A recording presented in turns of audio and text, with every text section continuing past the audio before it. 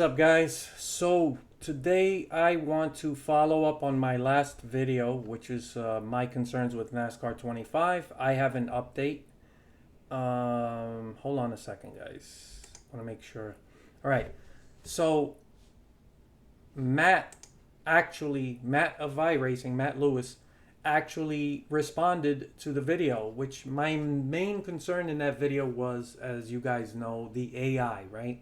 Whether it was going to be too easy or they were just too focused on casual fans, right? So he responded. I'm going to I'm going to go through his comment and my response. And yeah, so here we go. So this is Matt right here. I just want to clarify your take at 34 minutes and 43 seconds. That's not at all what I was saying. I'm not saying we are only focused on 20 minutes of gameplay or just on 10 lap races. Go back and watch the actual question I was asked that led into that whole thing. The first thing I said was, in a perfect world, you do both. So, and then he put, but her question was basically, what are you doing to make the game more accessible for people who are intimidated by the sim? So she's basically was asking about casual gamers. That went over my head. Okay, quite frankly, that's on me. No excuse. But I was hyper focused on his answer, and I just completely blocked out everything else. And so it's good that he responded. I really appreciate it. And yeah, so my first reaction was, this sounds like, when Dimitri was super focused on, remember 3-year-olds with hand controllers and that kind of stuff. And once I got into that mind space, I kind of blocked out a lot of important stuff. He's absolutely right. I should have really focused on the whole question that came from her and his response. So he's absolutely right. And I don't mind being, corrected if I'm wrong on something. This is a net positive, right? I hope that Matt and people at iRacing, I hope that they realize I've been, I would say, 95% positive about this game. I love the layout, the blueprint that they're trying to set out for this game. They seem to be trying to deliver even more than I was expecting. So I am really excited about this product. I'm mostly in a positive mind space about the whole thing. This was one thing I was hyper focused on because you guys know, and for me, the AI is probably at the very top of what's important in a race title, right? How the AI races you, how they race each other, is going to dictate your experience, right? So you got your physics and you got your AI. There's pretty much your gameplay. That's the core of your gameplay. So that's why I'm always focused on it, because a lot of these games are determined by how much fun you're having racing the AI. If the AI sucks, you're not going to have a good time. So that's a point of concern for me.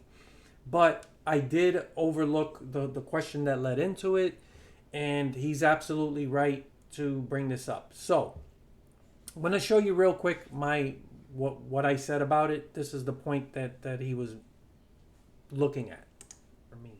And it's a concern. It's not that I'm not predicting that this means the game's going to be too easy, that the AI is going to suck.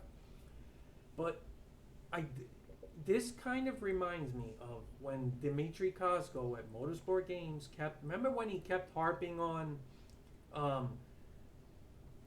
3-year-old can play on a hand controller. I'm like, what the fuck are you talking about? I don't want the game to be accessible to a 3-year-old where he can go on and actually win. Okay.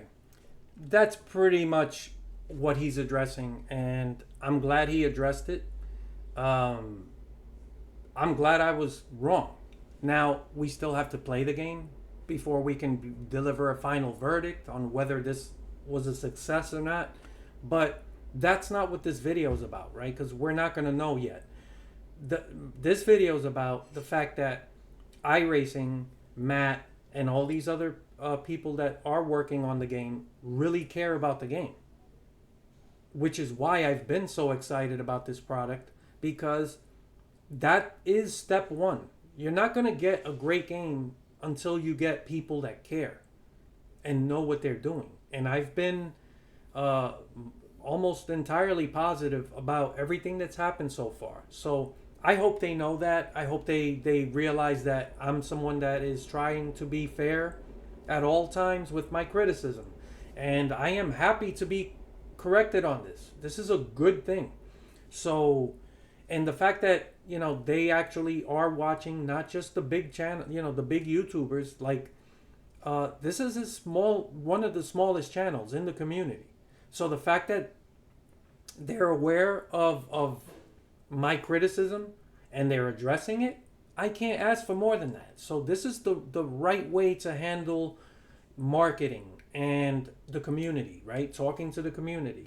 They really care about the product, and it does sound to me like they are trying to set up a database of what the community wants, what these consumers want, and try to deliver that. They're not going to deliver all of it in the first game. I realize that. But laying out the blueprint for that first game is the most important thing, because every other game is going to be built on that.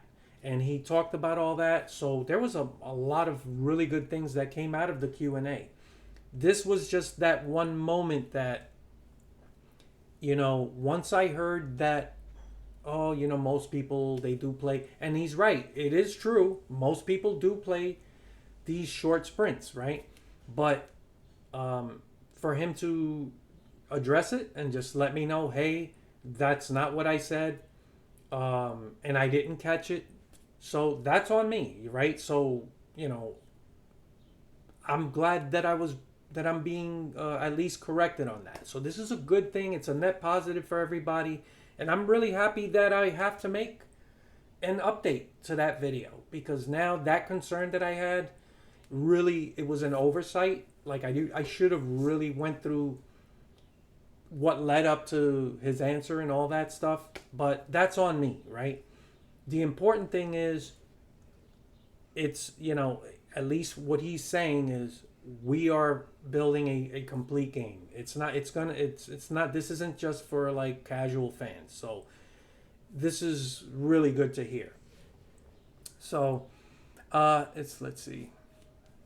But that definitely doesn't mean mean that's all we're focused on. I'm very proud of the wide amount of settings, race lengths, assists that we spend enormous amounts of time tuning for every possible level of player.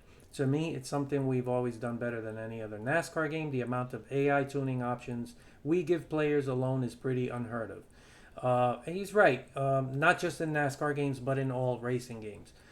Really important stuff here, that you guys listen to the questions that are asked and don't take things out of context. Obviously, I did take it out of context, so that's on me. Appreciate your support and excitement. We won't let you down. So I cannot ask for more than that from any developer, right? They care about the product. I am convinced of that. And at the end of the day, yeah, we have to wait and play the game to see what it is. But they are doing pretty much everything the way that I would hope from a developer.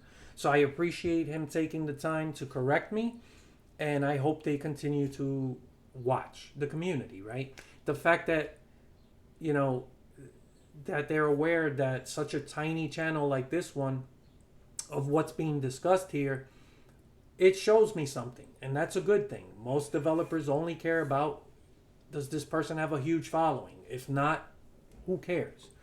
And that's not what we're seeing here. So I can't ask for more than this. I really am looking forward to the next Q&A and all of the screenshots and the game and all this good stuff that's coming right around the corner. It's not that far away. So my response was simple. I did pin his comment to the top of the comment section so that everyone can see it. Thanks for taking the time to clarify. I'm very excited about this game and the blueprint you are trying to lay out. I miss things from time to time, and I probably got a bit distracted because the AI has always been one of my biggest concerns. Again, yeah, as soon as that stuff came up, yeah, I blocked out a lot of important stuff. So I did take it out of context, and that's what this video is for, to clarify everything. It shows a lot that you guys are listening to the community, especially not just the guys with the bigger following. I always try to be as fair as possible with my criticisms. You guys know that.